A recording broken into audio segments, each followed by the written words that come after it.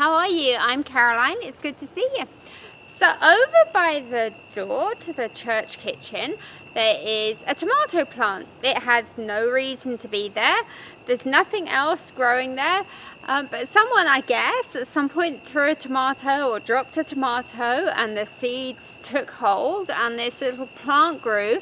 And so I put a cage around it because someone else saw it and said, oh, it would be a shame if it got pulled up or mown. So I put a cage around it and now it's got tomatoes on, which is actually really cool. So it wasn't supposed to be there and there it is now.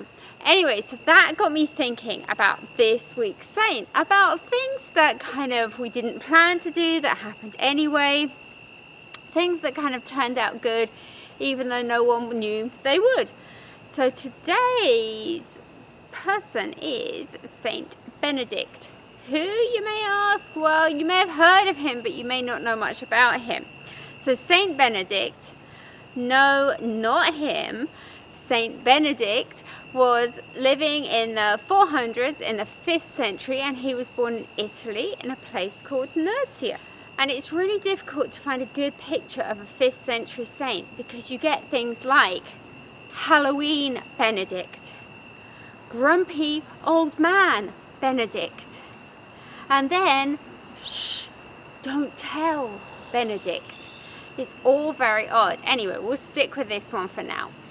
So he went to Paris. He was very rich and he went to Paris to finish his schooling. Right, in the 5th century, he went to Paris. You don't think they did that. You think they all sort of lived in their castles or on their farms. But no, they went all over the place. Anyway, he got there. He didn't like it very much because he was studying logic. And logic is kind of the power of argument, the way you make arguments, even if you don't believe in them.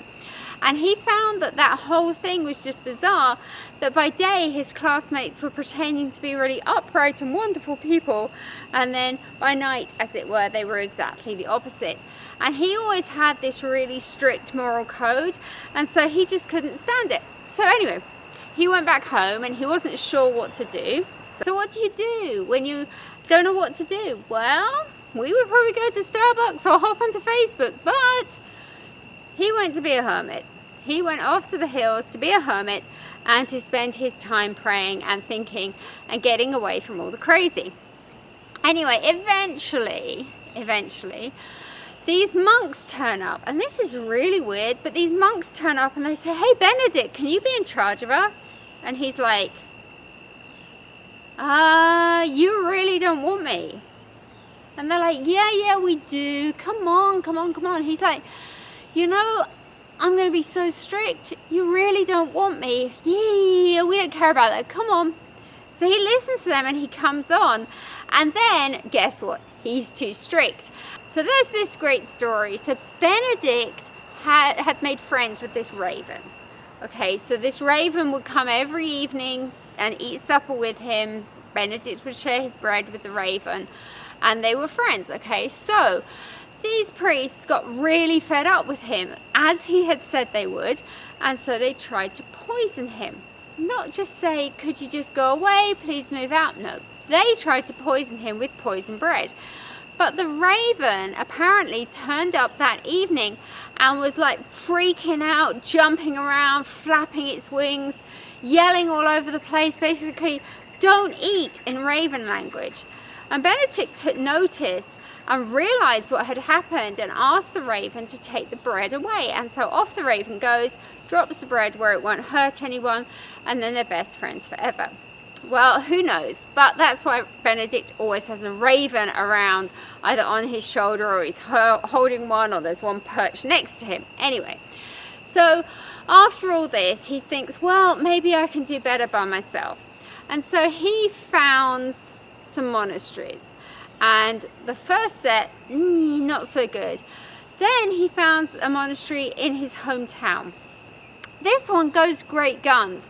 And it's easy to imagine that while he was still alive, he was like this famous monastery starter. In fact, he wasn't. But what he did know was how to put a schedule together that would make sense to people who wanted to spend their time in prayer. So Benedict's thing was to say, yeah, you have to pray for so many hours a day, you have to work, manual work for so many hours a day, and you have to study for so many hours a day, and you sleep for 8. And it was all very regimented. Now, if you know what the book of Psalms is in the Bible, and you know how long it is, they read that thing every single week in worship. In fact, they had to learn it off by heart. That's how much stuff there was that was going on. Benedict really didn't like people reading things. He wanted them to know it off by heart. So he comes up with these 7 services during the day. The first one is super early in the morning, and it goes through to the early evening, and in between all those services there's blocks where the monks would go and work, and then after lunch they go and study, and it's pretty much the same every day. And to this day, that's what these monks do. But of course, there wasn't an explosion of monasteries until way after Benedict had gone. And yeah, all monasteries aren't Benedictine monasteries. All monasteries aren't based on him. But the ones that aren't, a lot of them, most of them, have taken some sort of inspiration from him, or they're just a straight off adaptation of his rules. Now, if you're an Episcopalian, you will think, I've heard of Benedict, and you have, because Benedict came up with these 7 services, just said that, and we still have some of them in our prayer book. So we have morning prayer, we have the Eucharist, we have evening prayer, and we have Compline, and in fact there are some other little services in there, morning, midday, and evening prayer. So you can see, in fact, you can just about do 7 if you're really, really wanting to, just from our Book of Common Prayer. So he's had a huge influence on the way we do our liturgy. Now, of course, monks work. That's kind of part of their deal. And the monks in Nursia, they do something really cool. They make beer.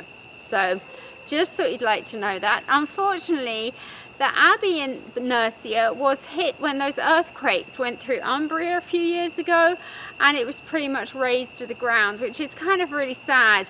And the other parts of the Catholic Church needed what was left of that building, and so the monks actually had to move up into the hills. Not sure what the end of that story will be, but there have been Benedictines in Nursia and around that area for centuries and centuries. So it's an interesting story. So what do I want us to take from this? Should you go out and be really strict and found some monasteries or convents? Well, if that's what God wants you to do, go for it. I'm not judging. But here's what I'm thinking. I'm thinking back to that little tomato seed, that sometimes we don't know where things are going to fall in our life. Sometimes we don't know what God's going to ask of our lives. But we do know, if we trust, we should know that whatever is going to happen, God's going to make beautiful in some way or another, even if we don't see it at the time. Remember, Benedict didn't ever see this huge, look at how many Benedictine houses there are right now. He did not see that huge thing that he'd started come to life. So I've got some pictures of seeds growing and flowers opening, which I always find really fascinating, because they kind of jump around. When things are growing, they don't just go, they sort of go, and it's really interesting that they don't just go from A to Z, they kind of wiggle and close and open. And if you watch a plant, even though you're not taking pictures of it every hour, if you watch a plant growing, you'll see that they're kind of opening and closing and opening and closing. And that's kind of what we're called to do. It's not something that we just wake up one morning and we're like, da-da, now I know all the answers. It's much more of an organic process. So as you watch these videos, just start thinking through, what are the seeds that God is planting in you, and what seeds is God asking you to plant? And as these things grow, just reflect on the fact that these seeds that are from God are not just going to spring up overnight. And when they do grow healthily, they're actually going to kind of grow up and down. It's almost 2 steps forward, 1 step back. And we say that as a bad thing, but actually that's really normal. We go forward and we just pull back a bit and we go forward again. It's like the tide coming in. The tide just doesn't go whoosh. It kind of goes forward and back and forward. And that's rhythm. And that was the thing that Benedict was really big on, was rhythm. So let's think about the seeds and the rhythm of growth, and thank God for the potential that God gives us, and thank God for Benedict.